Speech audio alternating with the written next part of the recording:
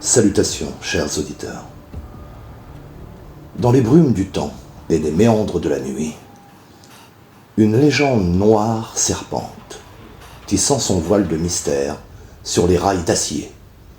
Des récits murmurés, transmis de bouche à oreille, racontent l'histoire de trains fantômes, des spectres mécaniques hantant les chemins de fer.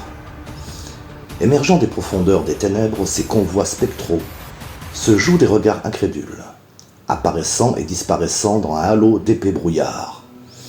Des témoins, les yeux hagards et la voix tremblante, décrivent leurs silhouettes fantomatiques, leurs wagons délabrés et leurs lumières vacillantes.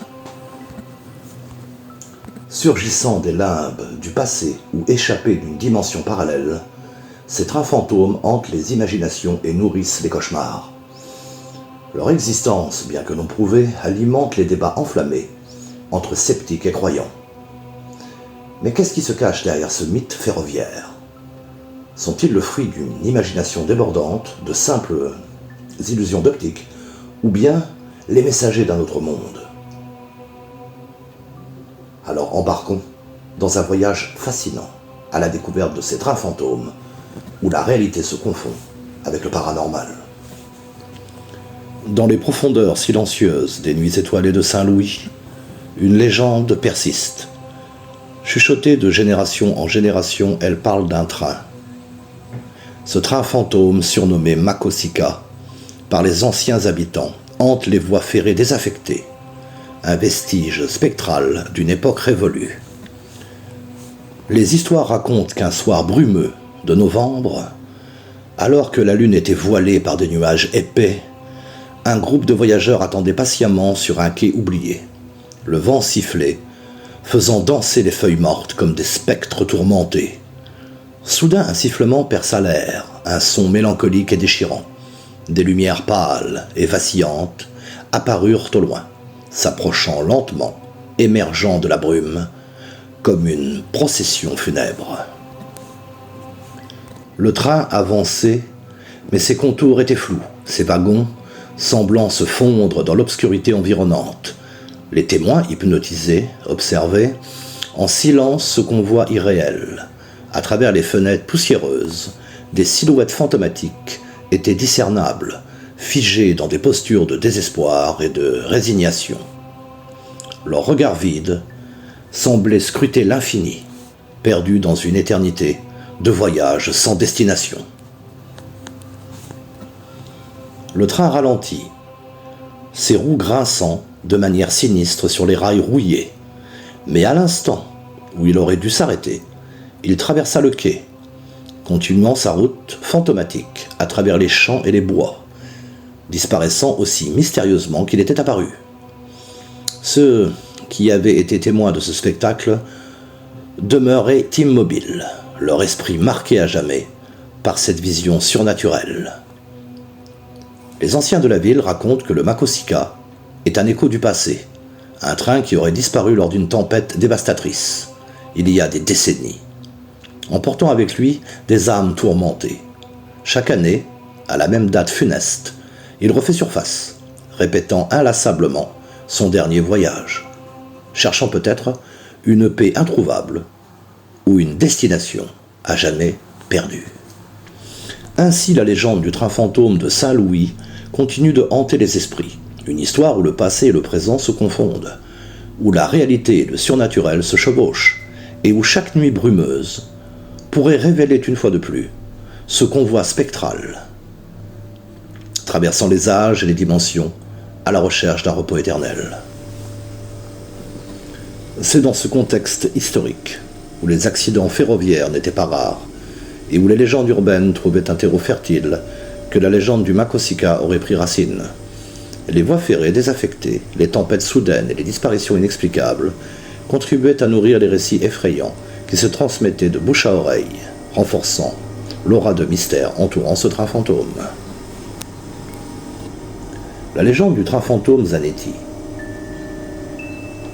est une histoire fascinante, souvent évoquée dans le contexte des mystères ferroviaires européens. Elle remonte à la fin du XIXe, une époque où les innovations technologiques et les avancées industrielles étaient à leur apogée. L'histoire commence en Italie en 1911, lorsque la Zelati Company, une entreprise ferroviaire réputée, organisa une excursion spéciale pour inaugurer une nouvelle section de voies reliant Rome à une destination mystérieuse. Le train, composé de 3 wagons luxueux, embarqua une centaine de passagers, dont des dignitaires et des journalistes impatients de participer à ce voyage inaugural. Alors que le train entrait dans un tunnel récemment construit près de Lombardie, quelque chose de très étrange se produisit. Les témoins oculaires, présents à l'extérieur du tunnel, rapportèrent que le train entra dans ce tunnel mais ne ressortit jamais de l'autre côté. L'attente se transforma en panique lorsque les minutes se transformaient en heures et que le train semblait s'être volatilisé. Les recherches qui suivirent ne révélèrent aucune trace du train ni de ses passagers. Le tunnel fut fouillé de fond en comble, mais aucune indication d'un effondrement ou d'une catastrophe naturelle ne fut trouvée. C'est comme si le train et ses occupants avaient disparu dans une autre dimension, ne laissant derrière eux que des questions sans réponse et des cœurs brisés. Au fil des ans, des histoires de réapparition sporadiques du train fantôme Zanetti ont émergé.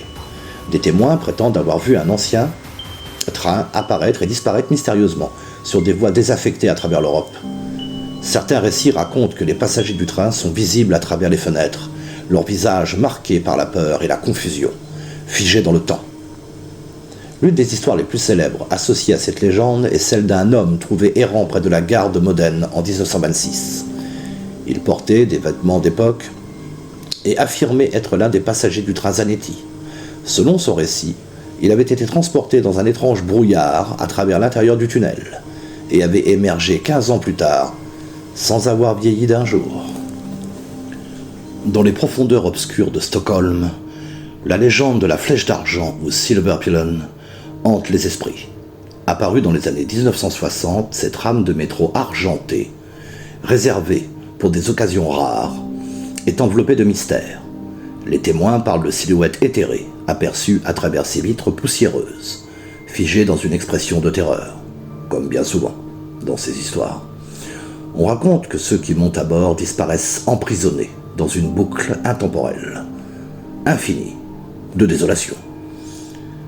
Une nuit d'hiver, un homme en état de choc fut retrouvé à la station fantôme de Killinge, prétendant avoir voyagé dans le Silver Pylon. Ses paroles empreintes de peur renforcèrent la légende. La flèche d'argent demeure un mystère captivant, un fragment de l'inconnu, qui rappelle à chacun que certaines histoires sont destinées à rester dans l'obscurité. Dans les récits du train fantôme, une silhouette énigmatique intrigue les esprits. Vêtu d'un costume sombre et coiffé d'un chapeau mystérieux, il tient sa valise avec une fermeté qui trahit une urgence discrète.